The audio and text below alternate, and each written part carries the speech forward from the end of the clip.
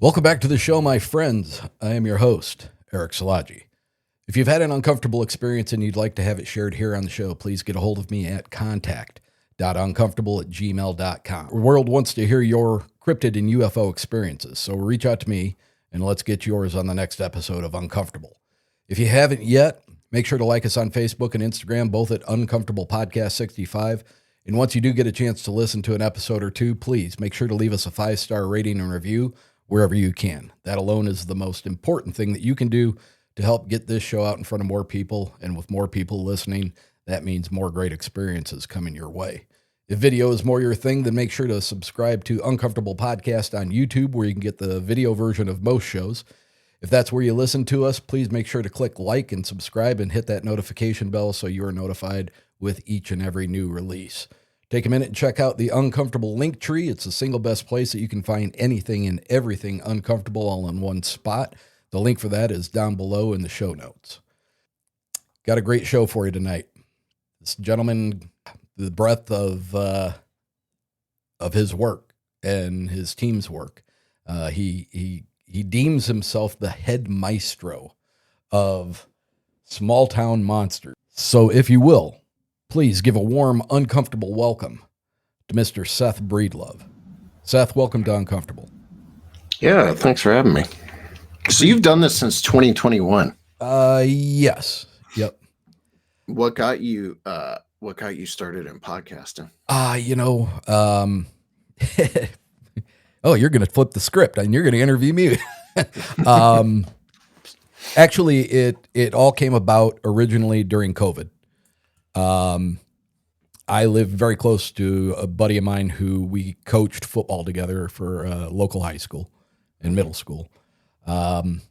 Everything was shut down in the state of Michigan, and we were just I was fortunate enough that my job, I work for a printing company, so we were deemed necessary by the government. He, on the other hand, was not. So he had a lot of free time on his hand. And he was widely known locally for doing sports broadcasts of football games on Friday nights. And I just went over one afternoon and I said, man, this sucks. We got nothing to do. And he's like, it's pretty boring over here. At least you get to work. And I said, man, you ever think about doing a podcast? And he looked at me like I was nuts. And I said, no, like seriously. I mean, we know everybody in town. We're part of the football system. We know all the restaurants. We know all the owners. I said, it only kind of makes sense if we get on and do a half hour, 45 minutes, whatever it is, and just encourage people to continue to go and keep buying from even though they couldn't go to the restaurants, you could still order online. You could buy it and go pick it up. They'd set them outside for you. Yeah. So we just started doing that. I came up with Beyond Sports with Big E and Bob was our first show. And it got a local following.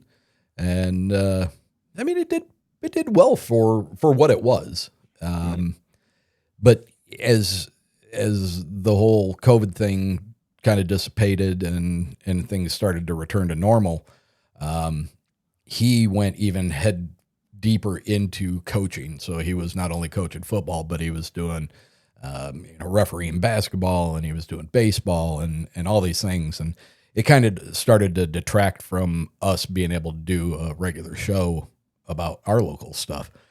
And I just said, I've always been interested since I was a kid in the weird, the strange, Fortean topics.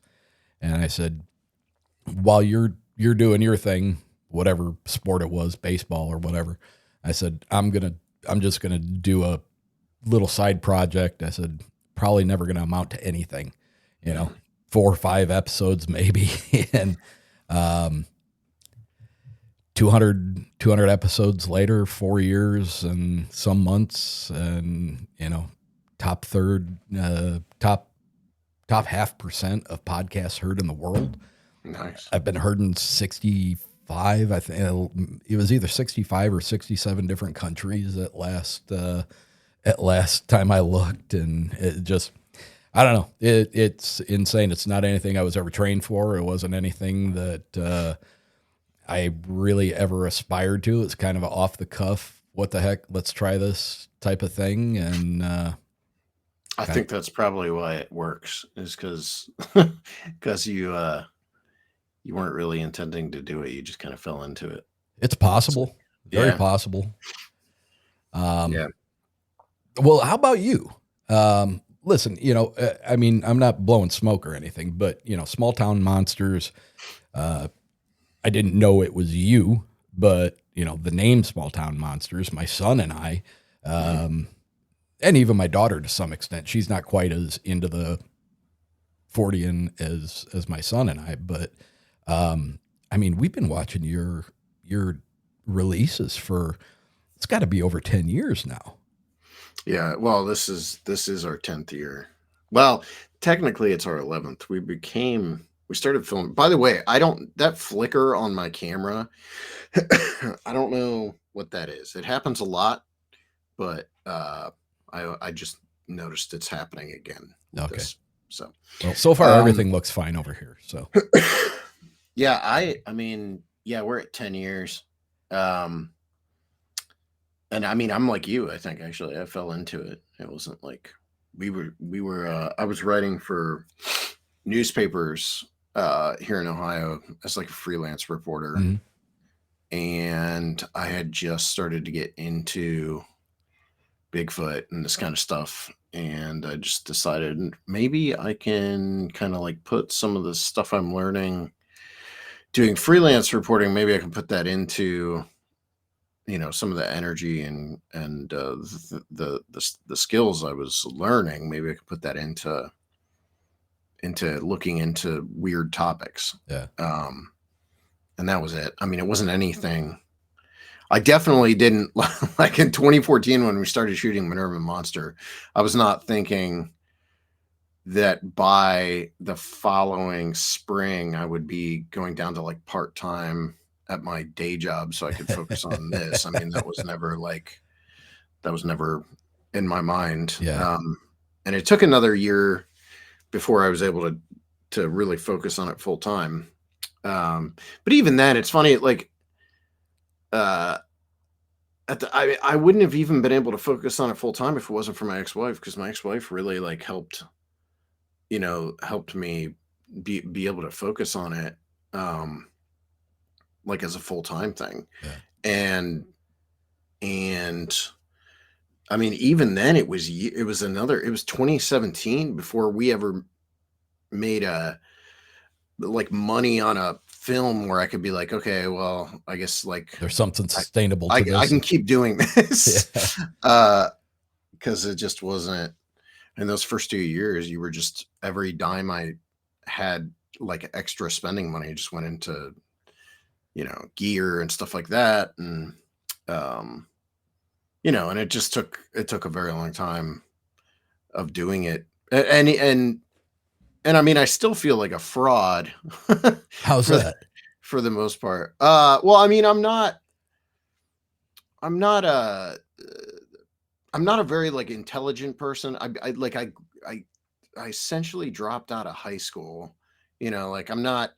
You talk to a lot of like creative people, especially filmmakers, and they're on another kind of level from me.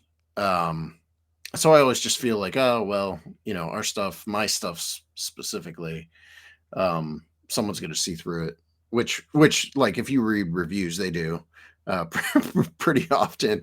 But it, and even like, it's funny, in the cryptid world, or specifically the cryptid world, there's a lot of people that think we're like top of the food chain or something. I don't think people realize like how much of a struggle what we do is. Yeah. Like we've the company's existed a lot of years on like loans and stuff. This is like the first year where we haven't had to do that. That's interesting. I would not have expected that. That's your take on how your production company is perceived.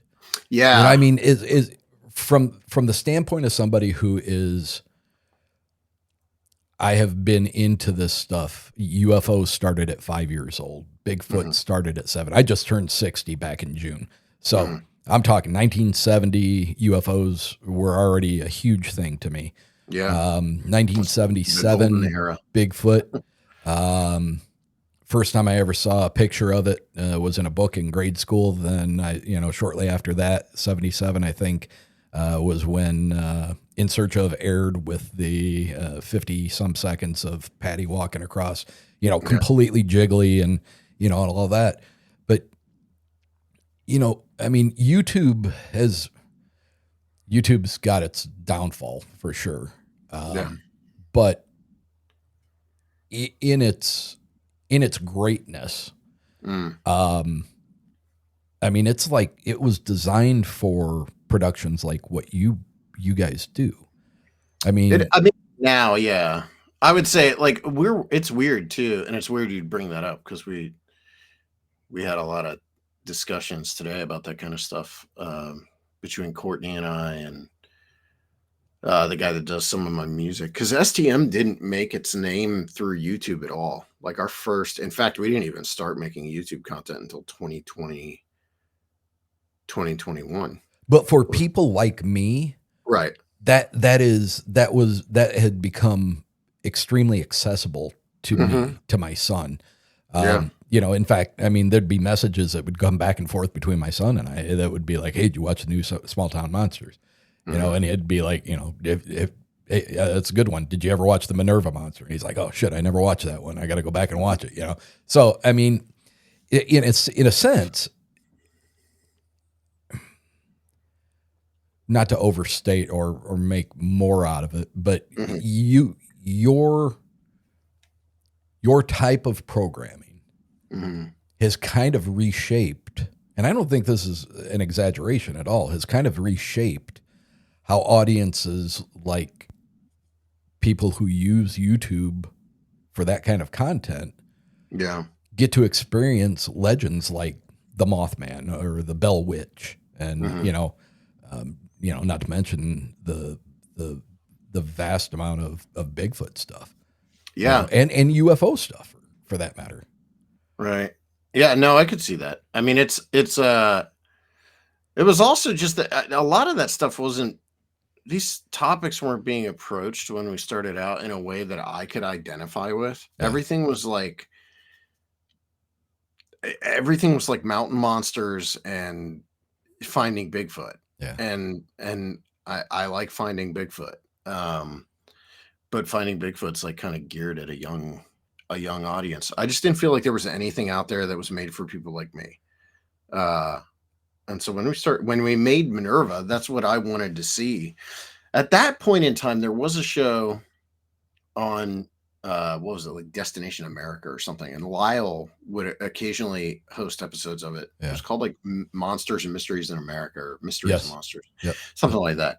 That was kind of close to what we were doing, but they would lean pretty heavily into the really, over the top campy music and everything. And I knew from talking to people that they edited witness interviews in a way to make them say things that they, didn't necessarily experience or whatever.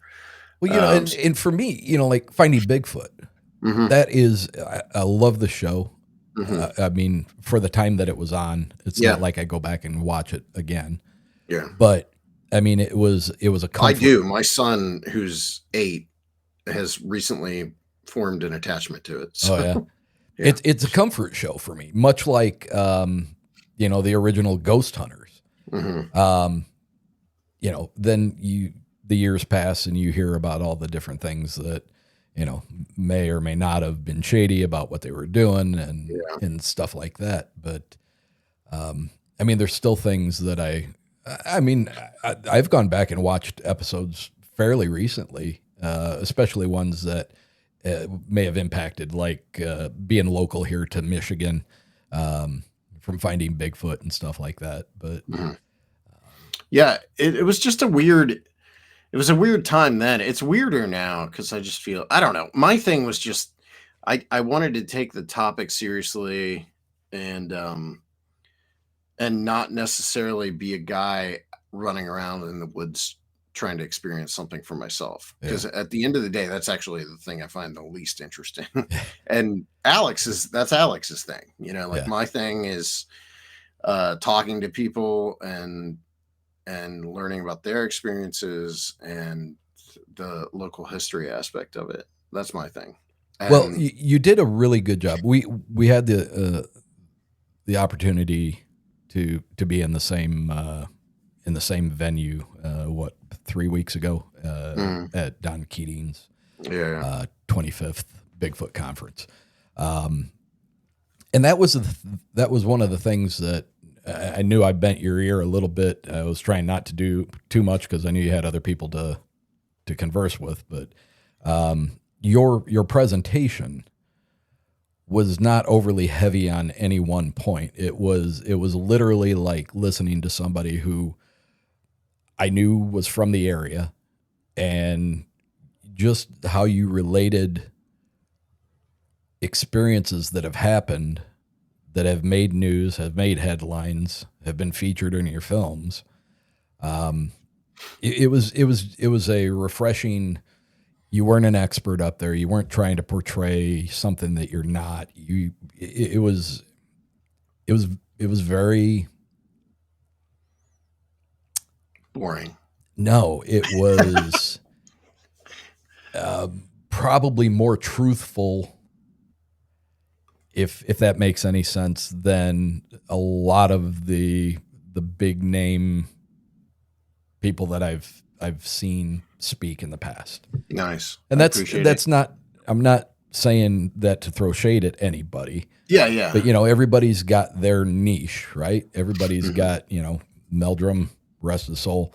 He was the footprints and the morphology, and Yeah. Cliff was what he is, and it was a very refreshing uh, talk that you gave. I It was appreciate good. it because, like, for me, I was incredibly nervous because I don't do talks anymore. Yeah. And it's funny because I did for a long time. Like that was when we were starting STM. That was the thing I did for like the first five years was regular library presentations and talks at conferences and stuff. And I just reached a point where I was like, I don't think I have much more to say about this stuff. And I just backed away from it for the last like 5 years. I haven't Yeah. spoken. That was only my second speaking presentation that I've done in at least the last three.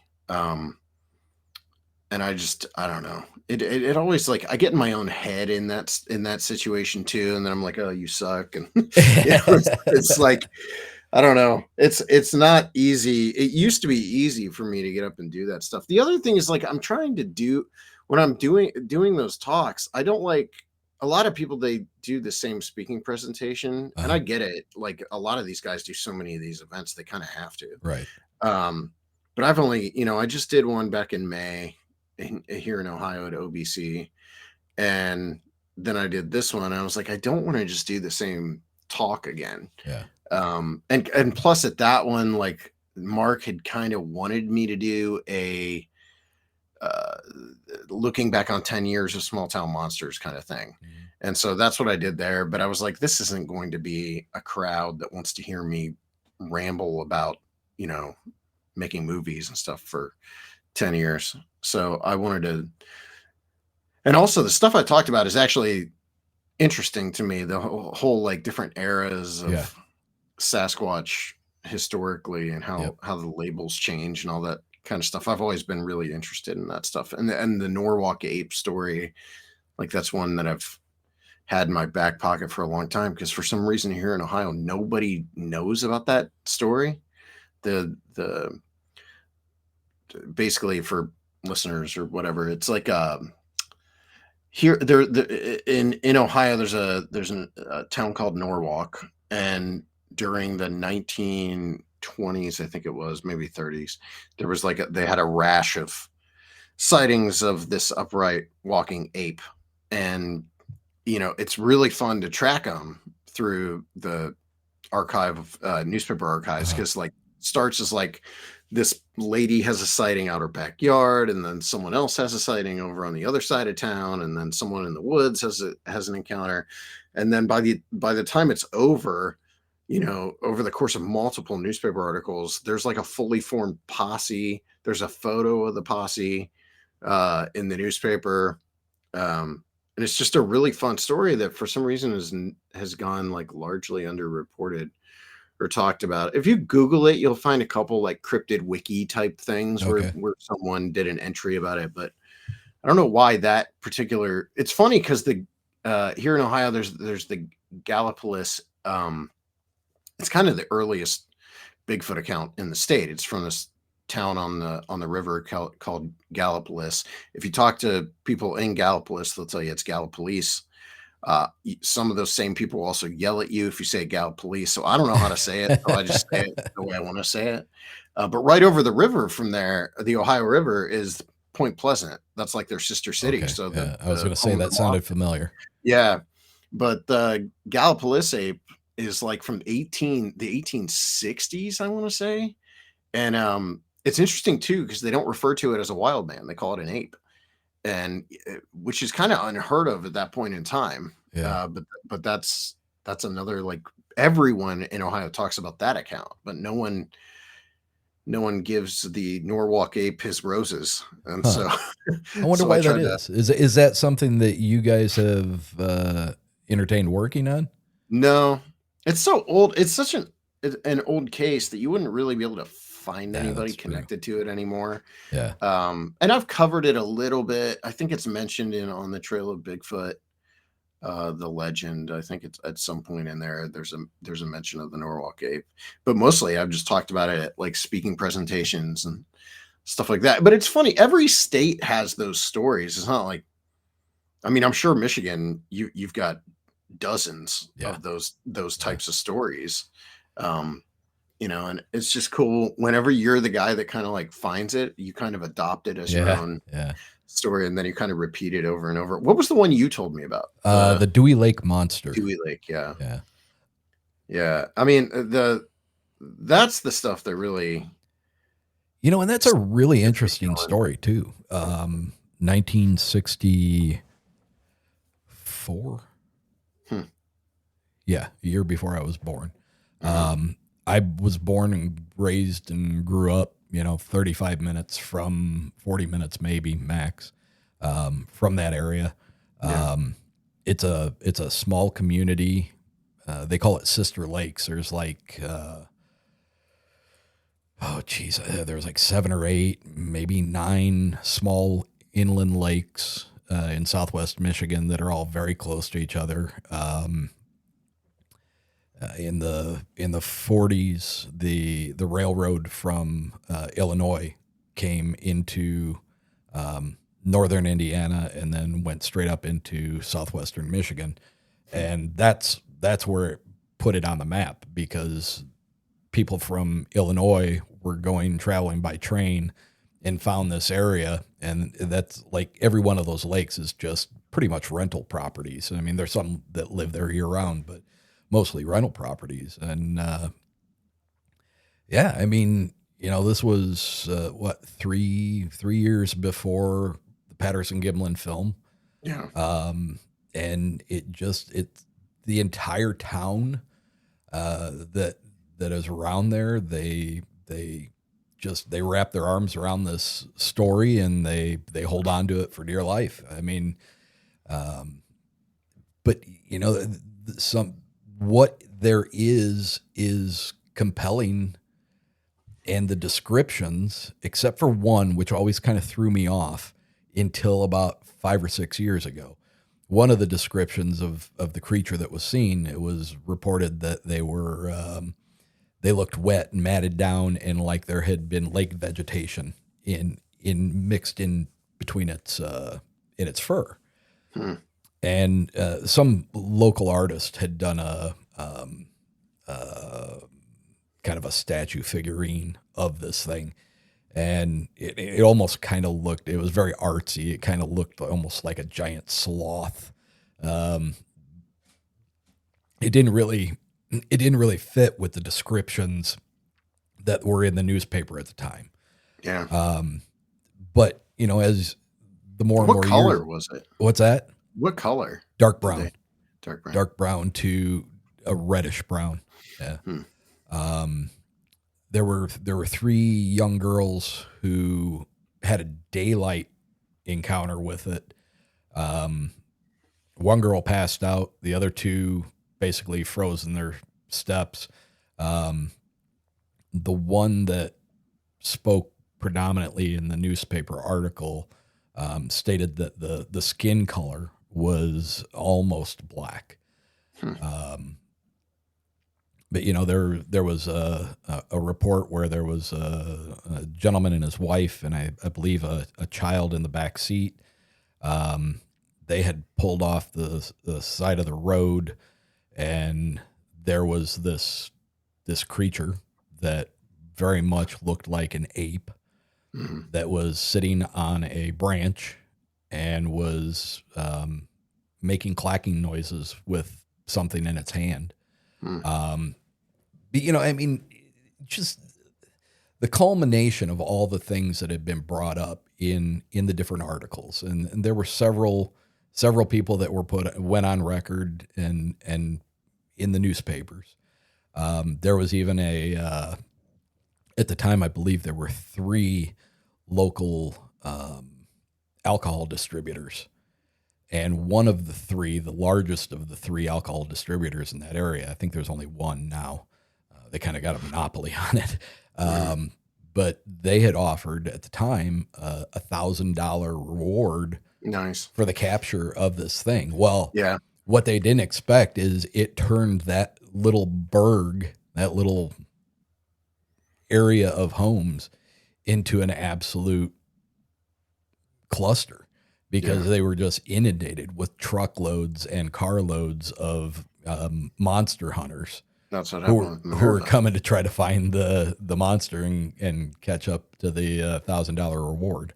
So they were forced to to withdraw the reward, and the local police, instead of being able to spend any time actually investigating the sightings, basically were in charge of trying to move all these people who didn't belong there, get them out of the area so that life could go back to normal for them. Yeah, that exact thing is what happened with Minerva. It happened with Whitehall. It happened with Boggy, with Falk Monster. Like that exact string of events. It is funny, like how many of these stories just kind of follow the same pattern. Yeah. And I think I talked about that or mentioned You it did. in my talk. I just think that's odd that they all kind of, the sequence of events unfolds in the same way across a lot of these stories. Yeah.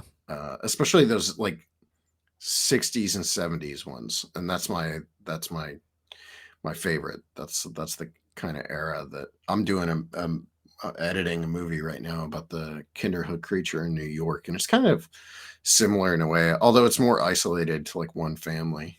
But a lot of those 70s, 60s, and 70s accounts end that way. Monroe, I mean, Michigan's got more than one. Yeah. that goes that way. And interestingly enough, I don't know if I talked to you about this when we were in person or not, but so Dewey Lake is in Southwest Michigan, and Monroe is on the east side of Michigan, but it is relatively lateral to, so, and there is a swamp system that runs through the majority of that area, from the west side to the east side. Yeah. And with the Dewey Lake monster happening in June 1st, I think June 3rd was the first, 1964, the first sighting that was reported. There had been additional reports that people said that they had seen it the spring and summer before, but the first official reports in the newspaper were from 64. And then in February of 65, Monroe, basically the same thing. So through my contacts and stuff and people here, and even using, I don't know if you're familiar with the Bigfoot mapping project, Scott Yeah. Tompkins. Yeah. He and we utilized his Bigfoot mapping project online, Mhm. and he was able to kind of isolate the swamplands that go through those different counties. And we were just spitballing and hypothesizing, I guess. What if that was a not a migratory track, but Mhm. what if that was just part, because you hear so many people talk about anywhere from 50 to 100 miles of their home base being Sure. accessible. What if Yeah. that was only 8 months difference? Yeah. What if it bugged out of Dewey Lake area and made its way Headed over over there. to Minerva Yeah. or Monroe? I'm Monroe. sorry. Yeah. I don't know. Here in Ohio, a lot of the people I talk to say there's like this 2 to 3 year travel pattern that they're Mhm. on. So you'll have like activity just die off in one place for like 2 years and then it pops back up. Um, and I always wondered about that with Minerva because it it seemed that the Caton family had interaction with these things all the time. I wish I could go back and ask them, but it didn't seem like there was a point where activity died. In fact, like I mean, the last time I spoke to them was probably like 6, 7 years ago. They were still experiencing stuff, Yeah. on the hill behind their house. But I was always curious about that because when we shot the Bigfoot project out at Heather's house, that we had like 3, 4 months of pretty consistent activity, and then it died. And I kept kept hoping that this year would be like the year that it popped back off. And Was at it the beginning of spring, it seemed like it might, like there was stuff going on out there, but then it just was never that took the off. one where they ended up finding the jawbone or something in a tree? It's like, yeah, it's a cow pelvis. Okay. Yeah, that pelvis thing's weird too. People are always like, well, people hung it there, and I seriously doubt that. Um, I don't think it was people. Uh, the thing about it that's weird is it was just kind of like placed there perfectly through the little notch, Yeah. just kind of like perfectly placed there. And it's not a spot where you would go looking for that. There's no trail there. Um, I forget why I was walking around down there. It's on the edge of the pine forest that sits above the cabin, but it was inside the tree line. Like there was a tree. I want to say there were a couple trees in front of it. Like you wouldn't have seen it. Yeah. And the other weird thing about it is, you know, I guess like a really creative coyote could could do something like that. But I'm also like it is so far from where the cow stuff is, where the cow, skeletons, because there's what we call the boneyard there, where there's Yeah. dozens of these dead cow. Um, Stay with that thought, but you talk about the boneyard. I want to bring something up with you and see if this rings a bell with you at all. yeah. So, God rest his soul. A good friend of mine, 10, 11 years ago, passed away, cancer. Um, I used to go on a yearly fishing trip up to his parents' property, which Mhm, was in the western side of the Upper Peninsula of Michigan.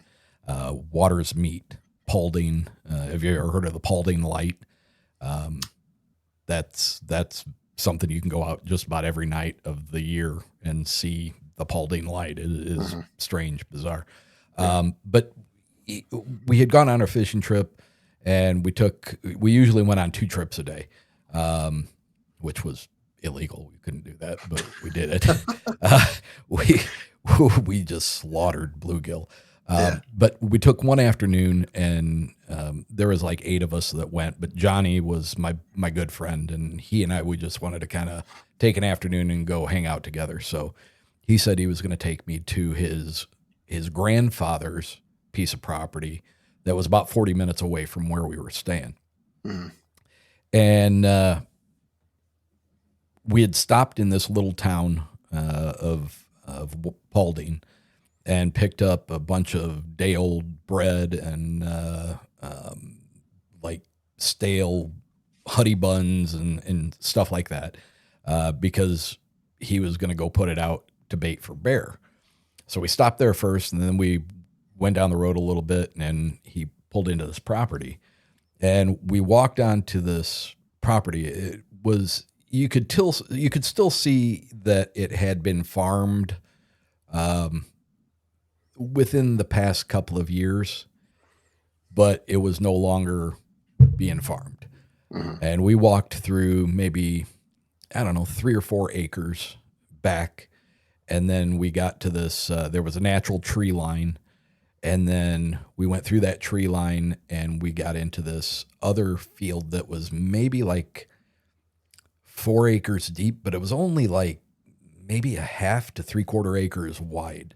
It was just a weird little piece of property. Like, I don't know what you would have done with it. Right. Mm-hmm. And he walked me back to the corner, and it was literally in the corner because the way this thing was shaped, it was more like a rectangle, but it almost had 90-degree corners. And there was a bone pile Mm-hmm. that, dude, it was immense. When I stood in front of that, it was like, and he called it the dying ground. Mm-hmm. Now, there was no Bigfoot talk, nothing like that, right? Yeah. This guy, this family that he belonged to, they were avid fishermen. They were avid hunters, bear, deer. When it was off season, they were trapping. I mean, they were always out in the woods. Swore up and down, never had a single day where he ever heard anything, saw anything that would ever make him think there was anything. But I'm standing there in front of this pile of bones. And, you know, I'd say from end to end, close to 10 yards. And at its apex, at the top of the pile, in the middle, 3.5 to 4 feet high. Jeez.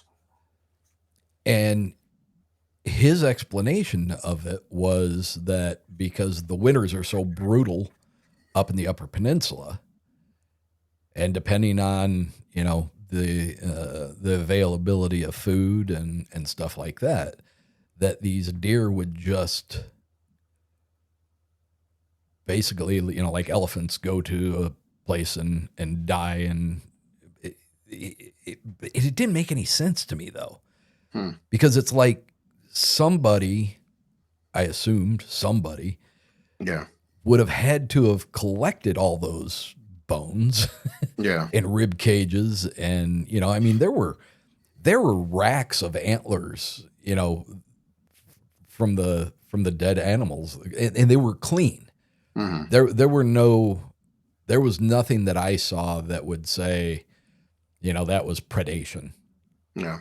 I mean, I'm sure it could have been, you know, depending on how long it was out there, but it was just this massive pile of bones, and it was staggering, you know. But the idea that deer would they would migrate to this area because they knew they were going to die. Yeah. Well, they certainly didn't just climb up on top of all the rest of the bones and die on the top.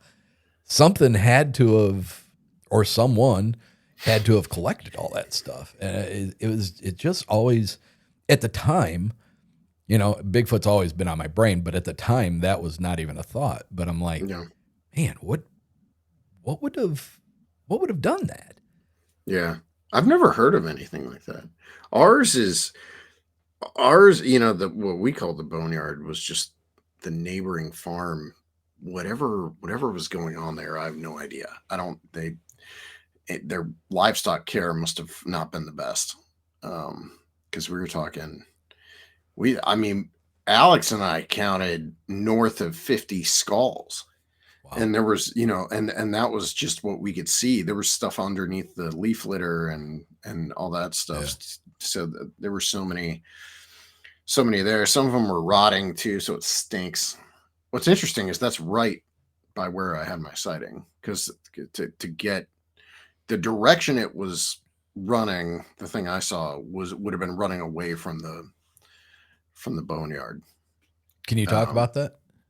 my sighting, Yeah. yeah. Well, it's funny. We just did a reenactment. It was my first. It was as good as we could do without having the gator. The gator was still broke, so we couldn't drive the gator. But we put my nephew in a Bigfoot suit. I saw the picture of that. Yeah, up at the spot where I saw the thing. Um, so yeah, it was September of 2021, and we were on Heather Mosier's property out in Minerva, and they own it's like close to 400 acres. It's like 370 some acres, and it's like typical farmland for that part of the state. It's like large pastures and then pockets of forest here and there Yeah. on the property. It's not what I would ever call like Bigfoot habitat. like it just does not look like that. Yeah. But there are some larger forests near it, and then there's a couple major water sources that run really close. So we were out there filming a show called the Bigfoot Project, and what it was supposed to be was like a podcast with like a live investigation component. And then like the night we were supposed to start filming, it just changed because Heather and I felt like we were surrounded by Bigfoots. We had rocks thrown at us, all sorts of stuff the night before. Probably the weirdest thing is we were out there with our kids. I had my son Tommy, who at the time was only like 4 or 5, and her daughter Lily was out there, and she was really young too. She's probably like 6, and then Jensen. And there's a hunting cabin, and all the kids were in the hunting cabin watching their iPad. There's no electricity or anything at the cabin, but Tommy and I that summer especially stayed out there constantly. We were out there almost every weekend for a while. And so all the kids were inside the cabin when all this started, and Heather's husband had gone up on the roof, up on the porch of the cabin, because he wanted to make sure, he was there with the kids. And Heather and I were experiencing some weird stuff in the forest, maybe like 200 yards from the cabin. Yeah. And so Corey was up on the porch, and he heard something approach the sleeping area of the cabin from the back. It would have he said it sounded like bipedal footsteps just walking up. What's weird is like all the kids are sitting there, and there's a window right there, where the kids are. And he screamed and went running after it. Whatever it was took off. But I mean, that night was crazy. We had multiple wood knocks. We had rock thrown pretty close to us, which was, I think, the second time that happened while we were in there. The other time, there was a rock that almost hit Mark Matsky and I the same year within about a month, maybe less. But the next day we were out hanging trail cams because there's no better way to scare off a Bigfoot. Yeah. And That's so what they we say. were riding around in a gator around the property hanging trail cams, and we there's a pipeline that runs through the property, and we were crossing the pipeline in the gator, and we were doing about 20, and I just glanced up to my right up the pipeline, and saw this thing dart into the woods. My sighting was like less than a second. I want to say it was less than a second. But it was like dark brown, and it didn't look huge. I will say, after doing this reenactment, I think it was a little bigger than what I was thinking. I was thinking it was like 6 foot tall, like same size as me. But after seeing my nephew, who is 6 foot tall, in the same spot, I'm like, it seems like whatever I saw probably was bigger. Really? Um, I don't think it was like 9 feet tall or anything, but I'd say, bigger, definitely bigger than 6 feet. The other thing that really stood out is like he was just wearing tennis shoes. We didn't have him put on the feet or anything. Yeah. Uh, and he ran across that same clearing where I'd seen this thing. And I mean, it was like laughably different. I mean, the thing I saw was into the woods as soon as I realized what I was looking at. I Yeah. mean, it was just instantaneous. And I've talked about like the arms pumping before. Well, we had him like swing his arms a couple different ways, and there was not a single movement he made that looked at anything movement wise like what I'd seen. Um, and the other thing that threw me, and this is all going to be in an upcoming episode of Alex's Bigfoot Beyond the Trail show, but the thing that threw me about it is we were not out there at the same time of day. For one thing, we're out there at about 5 and it was already getting dark. The area where I had my sighting where this thing would have been running was completely in shadow when we were doing the recreation, whereas when I had seen it, it was broad daylight. I mean, sun was blasting this thing.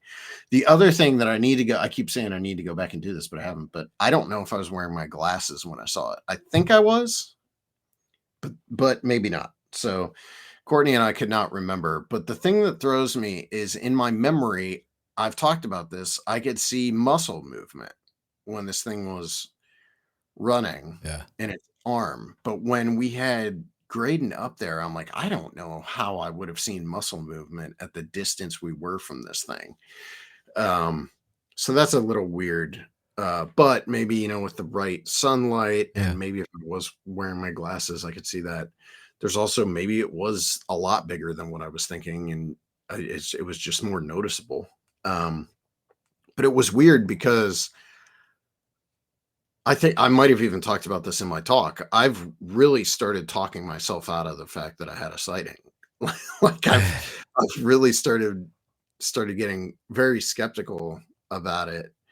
And one idea I'd been tooling with is that I had like almost like a parallax effect thing where we were in the gator and there's those, burrs or they're like a burr that grows up out of the ground. They get pretty tall.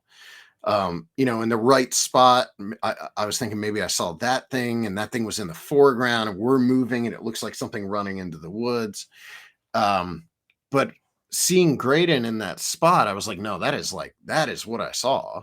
I mean, it was not him in a crappy Bigfoot suit, obviously, but like I saw everything looked right. When he was there, it really looked like what I had seen, not, you would expect if I was looking at a burr in the foreground. You'd have been like, oh, yeah, that's not it. It would have been like, oh, yeah, that's nothing like what I saw. But it was really eerie how similar it looked, just him standing in that spot. And it's just it's more frustrating than anything because it was such a short span of time that I had eyes on it. It also makes so little sense that these things are supposedly like hide and seek world champs, and this thing is running through a clearing in broad daylight, 2:00 on a cloudless day. When we're in a gator, it's not like we're walking, I mean, there's no way it didn't hear us coming. So that's weird too. But I just find the whole incident any more frustrating than anything. It's also like getting to the point where I'm like, maybe I should never have talked about it. Like, maybe I never should have mentioned it at all and then just let it happen. But it wasn't like earth shattering. Are you glad it happened? Sure, I guess. I just feel like I have more questions about it than I did before. See, and that's one of the most honest answers that I get from talking to people who have had experiences. When I hear that, it left me with more questions. Because, I mean, you do a lot of interviews for your shows. How How many interviews have you conducted? Not to cut you off, because you've done this since 2021. How many do you do weekly shows? Is it weekly? There for a long time, I was doing weekly. My girlfriend, who lived in Kimbolton, Ohio, Yeah. and worked in Newcomerstown. In April she moved here to South Bend, so we're now cohabitating. And when she got here, I started taking a bit of a break. Just getting the house redone, getting everything the way we want it instead of just the way I want it, and getting things cleaned up. So tough. I haven't. It's a tough transition. It is. We've handled it remarkably well, I have to say. Kudos to her. Kudos to me, because I mean that can be a stressful situation. It is. Yeah. But we've navigated that really well together. But you know, my thoughts on continuing this show. I'm still 100% in. I love doing it. I really, not to get sidetracked, but like I started having some real reservations when I started to interview people, and Shannon LeGros is part of the problem. That it at one point, I had somebody who had an experience, and he was on my show, and it was a very cathartic experience for him, but he really felt like he still wanted to talk about it. So I suggested that we get a hold of Shannon and he could appear on her show. Well, he didn't want to do that show without me, because to him, I was kind of like his comfort animal. I was the first person that he confided in and didn't have make fun of him or, ridicule him for his experience.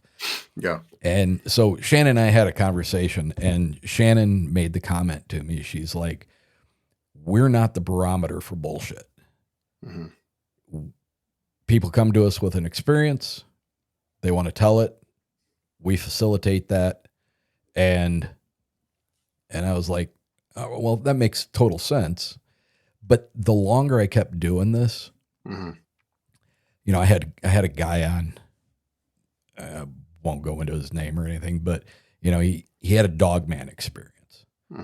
And his claim was that he stood 10 to 12 feet away from this thing as it was on the ground behind a log, and it reached up with its one arm, and then it stood up, and, it was right there, and it had demonic eyes, and it was, and this guy turned around and ran, and he outran the dog man,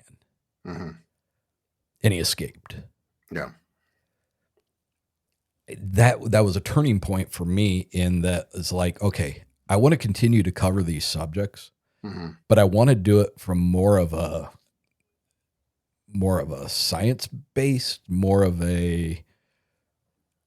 not as science isn't even the right word for it, because there is no real science to stand on with these topics, but just, like my issue is, if you had a weird experience in the woods, and something threw a rock at you, but you didn't see it and you can't explain it, and you heard something, crashing off through the trees. To me, that's an incredibly odd experience, and it's worthy of talking about. But if you have that experience and you've told 15 people and they don't believe you, and you were like, okay, so actually I saw what it was, and it was 9 feet tall, and it peeked out from behind a tree, and it threw a big rock at me. And now instead of that odd circumstance, instead of that odd thing that happened and it's unexplainable, now you want so much. And I think I believe at the conference we were at, I started to applaud John Hickenbottom, because he literally took the words out of my mouth. It's like some people want so much to be believed, that they are willing to lie to embellish their story to get people to believe it. Yeah, it's And more that's a common shame. than you'd think. It's not. It doesn't just stop at embellishing the story. I mean, there's people who've hoaxed evidence to try to Yeah. Yeah. bolster their story, and I think, yeah, I mean, there's Todd Standing is, You know, I interviewed him. yeah, And he's not an easy guy to get a hold of. yeah, There were multiple people who were involved with getting me to talk with him. mhm. And so I truly believe that Todd has had an Yeah. experience or some I agree. experiences, No, I agree 100%. Yeah. but that wasn't good enough for him. Hmm. He wants so very much for people to be passionate as he is about this topic that I think he did some things that quite possibly he shouldn't have. Maybe. I mean, Allegedly. allegedly, so I don't Yeah. know. Back to your question, probably 2/3 of my episodes have been interviews. Yeah. And I've never walked into an interview, including yours. I've never walked into an interview with a list of questions. Yeah. I think my strong suit, Hmm. hopefully at least the audience thinks so, is that the organic conversation that we have, Hmm. that's where I develop my questions. Yep. And That's the way I do it. I think it's much more honest. I shouldn't say I always do it that way. That is the way I did it for the first probably 5, 6 years. I don't know that I ever prepared like a full blown list of questions. What I found is like as time has gone on, there's so many, I got to keep some things straight in my head. So I will write questions down on occasion. The other thing we have is like we did this Bennington Triangle movie back in June that we shot up in Vermont. And while we were shooting that, we're also shooting Kinderhook Creature and 6 episodes of Northwood Sasquatch. And so I wasn't even conducting interviews. I only conducted like 3 interviews that entire trip. I was mostly out in the woods shooting B-roll. Yeah. And so I had to give questions to Heather that I needed asked. But my ideal way to do this is just to have a conversation. And sometimes that works out really well, and sometimes it doesn't work out as well. But I think it's like the most organic way to do this. I would agree. Yeah, and I would it's agree. like, And I mean, I don't think it's a disingenuous thing that I do, but like when I get somebody on, which I don't do anymore, when I would get somebody on who I was convinced was making shit up, mhm. I wouldn't call them out. I would not, but I would ask specific questions that were designed to walk you into a corner. Mm. And if you got into that corner and you got stuck and you started bouncing around, Mhm. I thought that was a pretty good way. That I think my listeners are smart enough to be able to take away from that what they need to. Mm. Now, if you got into that corner and you were able to effectively talk yourself out of it, Mm. then kudos and good on you. But I would have to imagine, like from the standpoint of, I've got people that are coming to me with an experience. Mhm. You are going in search of people who have had experiences, Not always. and then They're not that dissimilar. no, No, and as someone who did podcasting a lot, before I started making movies, even, no, I think they're very, very similar. I think Heather has to do a lot of seeking out now because we're doing so much more than what we were doing in the early days. So there's a larger need for people to speak.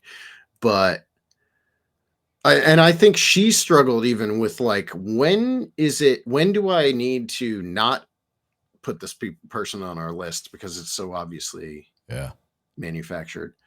But the weird thing there, we used to get emails all the time and people were like, can you walk me through like your BS detector process?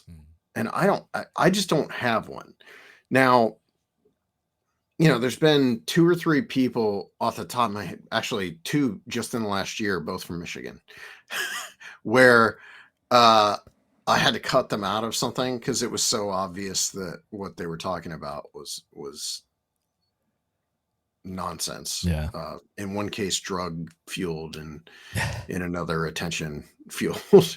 um, but the craziest thing to me has always been I when we were making Minerva, there's this story in the movie about this lady. She was a neighbor of the Caton family, and there were all these stories about the Minerva monster throwing rocks at people. Mm-hmm. And so supposedly this lady, how he tells this story, so it's a secondhand story. It's not the witness.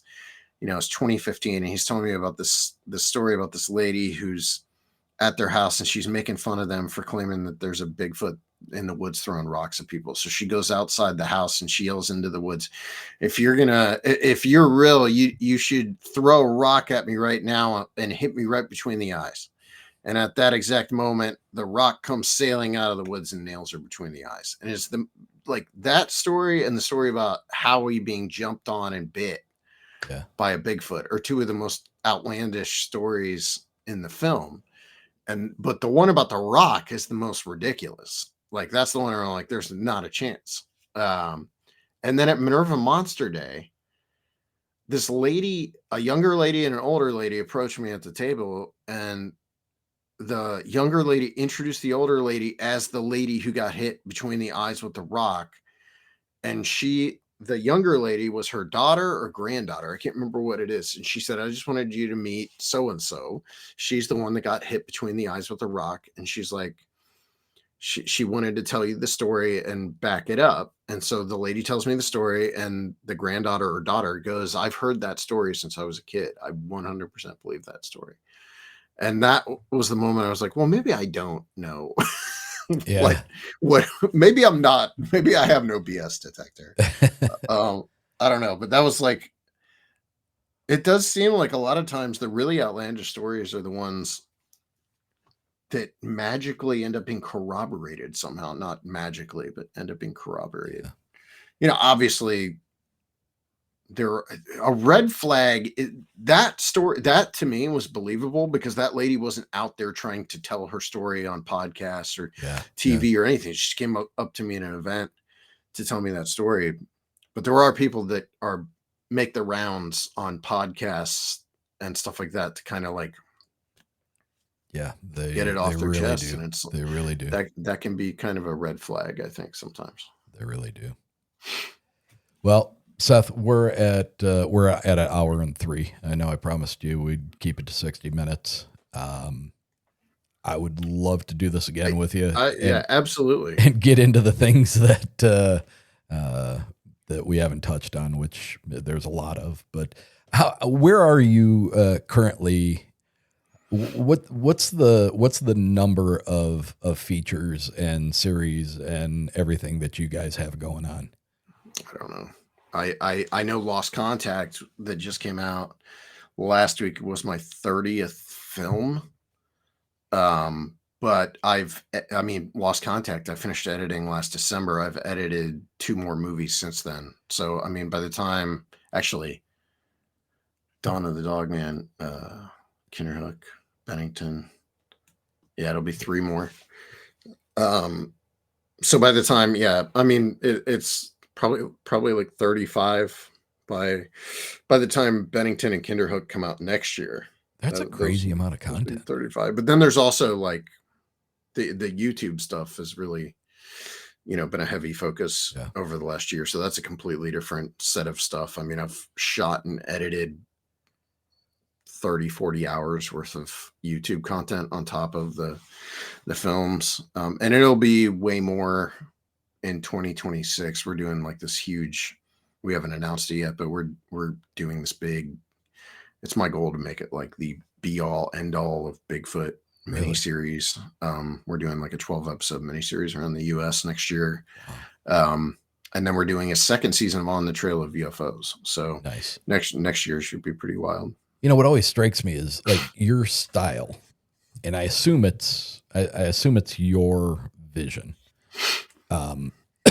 Excuse me. I know you have a large group around you that takes part in all of this, but your style blends very cinematic visuals. Mm. But then you've got the documentary type realism. Mm-hmm. Is that something? Is that balance? Was that intentional by you? Is that something Mm-hmm. that you tried for? No, definitely.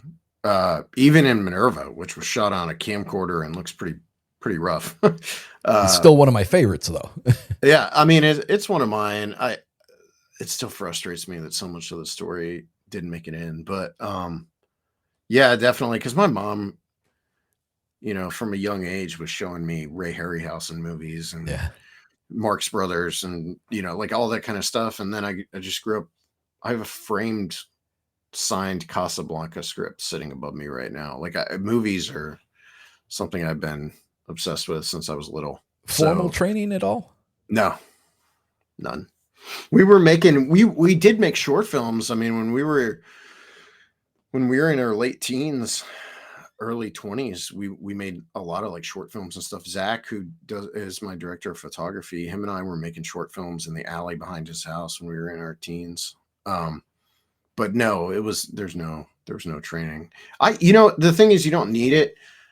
I got to stop saying this, but I always say any idiot can make movies, but now everyone on my crew is making movies, and I don't want to say it anymore because it sounds like I'm like calling everybody an idiot. But when I said it, I was just trying to put across that I'm a high school dropout, basically, who can do this. So I don't think there's nothing special about it. The only special thing about it, like special skill you need to have, is you got to have some storytelling. Yeah.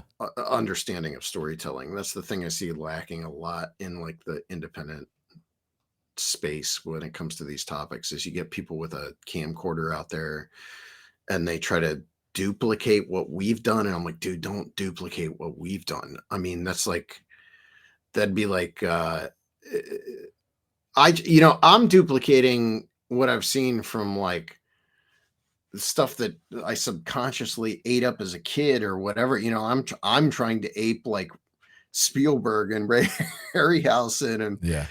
Victor Curtiz, but I see people like literally mimic our style and stuff, and I'm like, gosh, you could do so much better than us because I don't know any of this stuff. I had to teach myself how to use a camera. I had to teach myself what exposure meant. I had no clue. I walked in when I bought my first lens. I walked in and I was thinking that a wide lens must be like a high number, right? So this guy selling me lenses is like, what do you want? And I was like, well, I want something crazy wide, like David Lean. And I'm like, do you have like an 85 millimeter? And the guy, I mean, that's not a wide lens, but I was so clueless about any of that stuff that I had to learn everything. I just taught myself through YouTube and that kind of stuff. And I don't know. I also don't buy much into college, but that's just me. Both of my kids went to college. It was a major push to, this is what you're doing. You're going to get a good education. You're going to get a good job. You're not going to be me who, spent my entire life running printing presses and, scraping. They both are successful. They both have great jobs. So they're doing fine. But boy, has my perception and my perspective changed on that.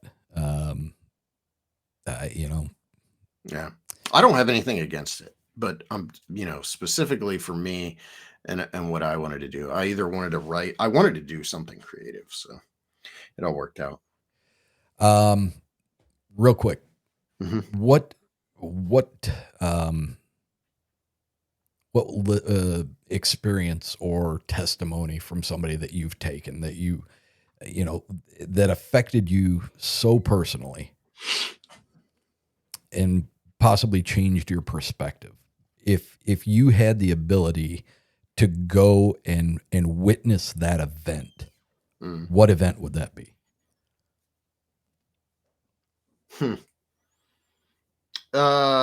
Probably. I mean, I guess probably Martin Groves.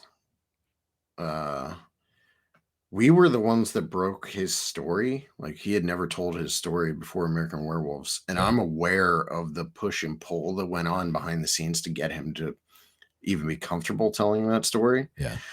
And a lot of people now are like, well, he tells that story a lot and blah blah blah, and it's like, well, I'm aware of how hesitant he was to tell that story. But I'm still like, I've been in the general vicinity of where his encounter happened. And I've seen him like break down crying. I think that's the one because Land Between the Lakes, right? yeah, I have a lot of questions about that. And I really like Martin, love Martin actually. Great guy.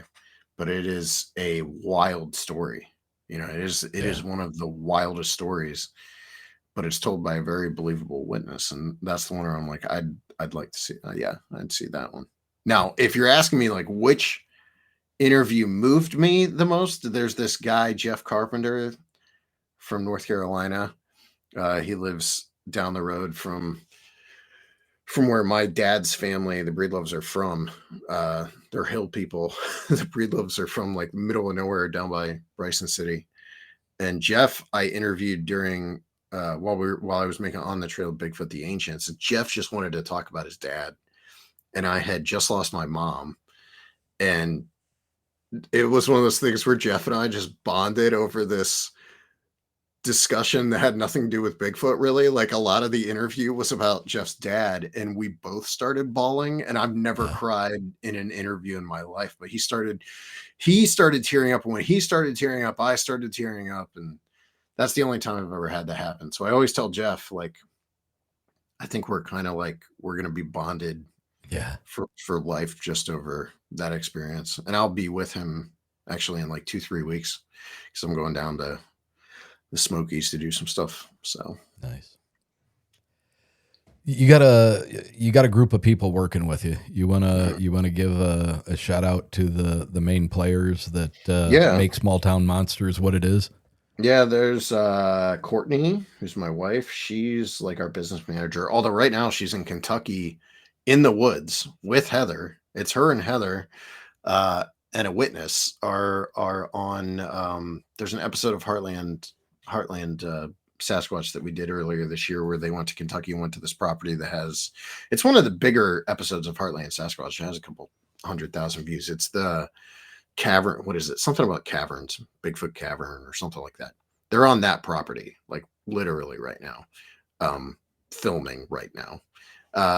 So she's not just a business manager. That's the thing about STM that's funny is everyone does like a billion different things.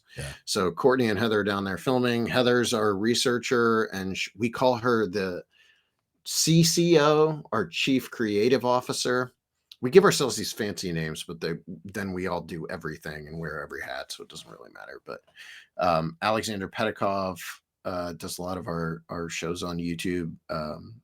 He's largely responsible for the YouTube success with his show Bigfoot Beyond the Trail. Aaron Deese is I don't even know what to call him now because he's doing so much work behind the scenes that's weird and probably very boring. But he does a lot of writing and helping to piece together stories. But he's also helping Courtney like deliver episodes of shows to platforms, which is a very boring job. Who am I missing? Laura is our social media girl. She's only been here a few weeks, but she's one of my oldest friends. Yeah, there's Eli. Eli is actually going to be with Heather and Courtney this week. So Eli's still around. But Eli did leave STM like in a full-time capacity. He does commercial work now. But yeah, it's a big group. I mean, Santino has been involved. Santino Vitale's been involved since 2017. He's editing, like putting the polish edit on our Bennington Triangle movie right now. Brandon Dalo, who's done our music since Minerva, is scoring music for our Kinderhook Creature movie. So, I mean, it is weird where a lot of the people, Mark Matsky's still involved in STM. He's been there since day one. A lot of the people that were involved in STM in the beginning are still involved today. Zach Palmisano, my oldest friend who also does our cinematography work. Jason Udis, still kind of involved in the company, like does stuff. Chris Scalf, who did all the animatics in Mothman and Point Pleasant, just did animatics for Kinderhook Creature.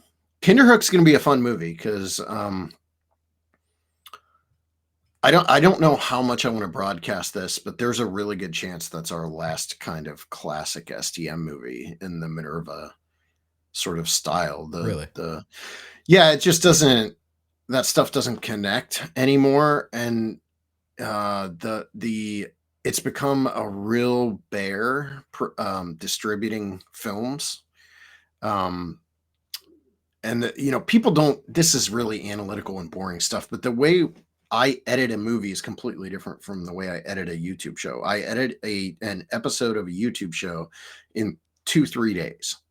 A movie I'm editing for 2 to 3 months. And maybe people can't see the difference, but there's a big difference in the amount of time. Like right now with this Kinderhook thing, I'm spending so much time on like green screen effects and all this stuff that I have to do when I'm making a movie. But it's just getting to the point where making movies like that isn't making sense for us because they're not really being watched. Like Lost Contact just came out. I'm really proud of that movie. I think it's an important movie, and it's barely been seen, and we spent 2 years making it. Basically, we started filming it in the fall of 2023. It just came out. Well, it'll be seen this weekend because that is on my watch list for this weekend. Cool. Well, let me know if you like it. But yeah, the Kinderhook will have. There's a possibility Kinderhook is kind of the last of that like series style, the traditional STM, small town. How was the small town impacted by this kind of thing? At least on the budget that we make those on, it might be a thing. Like Monroe is kind of in the same fashion. It's just that one was directed by Courtney and Heather and Aaron. But yeah. Well, you've definitely got a talented crew around you. You've done your due diligence as far as who you surround yourself with, because it is you are consistently putting out good content. Thank you. It has become for my son as well as myself. It's one of those comfort shows that there's some of your productions that I've watched 3 times, 4 times. I don't know how you do it. Well, it's one of those things. It's like, this was a good one. I put it on. I might not watch every minute of it, but I have it playing. I'm listening to it, and yeah, it's just good stuff. Seth, I certainly appreciate the amount of time that you took with us here tonight. Love to do this with you again and get into some more of the stuff that we weren't able to cover, but great conversation. Yep. And thank you for taking the time. Yeah. Thanks for having me. Ladies and gentlemen, Seth Breedlove of Small Town Monsters. We'll see you next week. Well, thanks, man. Thank you. Wanted to tell you about, an experience that a guy that I know personally had. If this at all rings a bell with you as far as being something that you would be interested in, I've talked to him ahead of time. He would be willing to entertain any idea of having somebody come out, talking to you on the phone, doing video, whatever it be. But my second and third episode, I split it into 2 pieces. His experience, he had one walk out in front of him on opening day about 10 years ago. 5:45 in the morning. He was at a swamp on public land in Jones, Michigan. Now, Jones, Michigan, and the Dewey Lake area are about 40 miles apart as a crow flies. Yeah. His homestead, where he lives, is about 20 minutes from me and about 20 minutes closer to Dewey Lake. His story, I actually, this was, like I said, this was episode 2 and 3. I think it was actually the 5th episode that I recorded before I started releasing them. I had the opportunity to go to his house and interviewed him in person at the kitchen table. His wife was there. His 2 daughters ended up jumping in the conversation because they had experience as well. One of the daughter's boyfriends. And I mean, all that to say that I sat there in front of this family for 3 hours and there was not a word of bullshit that came out of their mouths with this entire thing. Where it ties into being so close to the Dewey Lake monster,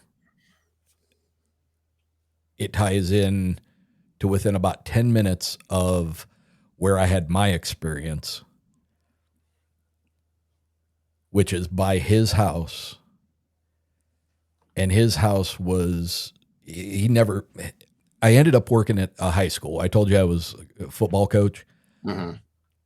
On my day job as a pressman, I had to go to nights for a couple of years because we let one guy go and we had to cover the night shift. When I was working nights, I took a part-time job at the high school where my kids went for extra money. They were getting ready to go to college, and I was good in IT. So I started doing 4 hours a day at the school in IT. My boss at the school asked me to go to this guy's room and install software onto his computer in his classroom. So I got done with what I was doing. I went down there and I said, hey, here to put some, you got some kind of a software disk you need me to install on your computer. He said, yeah. So I did that and I was installing it. And I said, at one point, I said, do you mind if I ask what this is? Because this is very similar to, like, you remember TiVo? You know, it was very similar. It was a computer-based camera recording system. And I assumed he was having problems with students in class, but it wasn't. He said, I've been having problems at my house, and I just installed 7 cameras and 2 pressure plates in the driveway at my house because we've had some things going on there. And this way, now with you installing this, I can, if something happens at the house and one of the kids are home or whatever, I'll be able to see the cameras kick on. And I was like, oh, okay. Well, 3 years later is when I end up getting introduced to this guy again. And that's when he tells me that what he experienced at his house, the whole reason for him getting the cameras and the pressure plates in his driveway, were he had this experience in Jones, Michigan, about 40 miles away from his homestead. And then within a week, 2 of his daughters had experiences with a bipedal tall-ass ape on their property just inside the city limits of Niles, Michigan. Wow. And the story it's compelling in that there's a lot of different moving parts to it, but all of them make sense. This thing walked out in front of the daughter while he went inside. He and the daughter went out to the truck, started the truck to go to school. The daughter went to the same school where he worked. And when he went inside because he forgot something, this thing walked out in front of the truck and was so close to the front of the truck that the headlights only illuminated the middle upper thighs of the creature. And it dipped down and looked into the cab of the truck at the daughter. And she said his eyes were fucking red as could be. Huh. But anyway, it's, if you guys are back into the idea of doing stuff in Michigan, Oh yeah, that's a great story. no, and I know the girls are interested in doing something in Michigan too, because they were looking at doing something with Jim Sherman. Jim Sherman. They're big Jim Sherman fans. Yeah. So I'll tell Heather as soon as I talk to her. I'll see her on Saturday. But I'm more than happy to help facilitate you guys getting in touch with them, or getting you out to the property, whatever you guys need. So awesome. Yeah, I'll mention it to her. All right, man. Well, thanks for having me. thank you. I appreciate it. All right, I'll talk to you later. All right, thanks.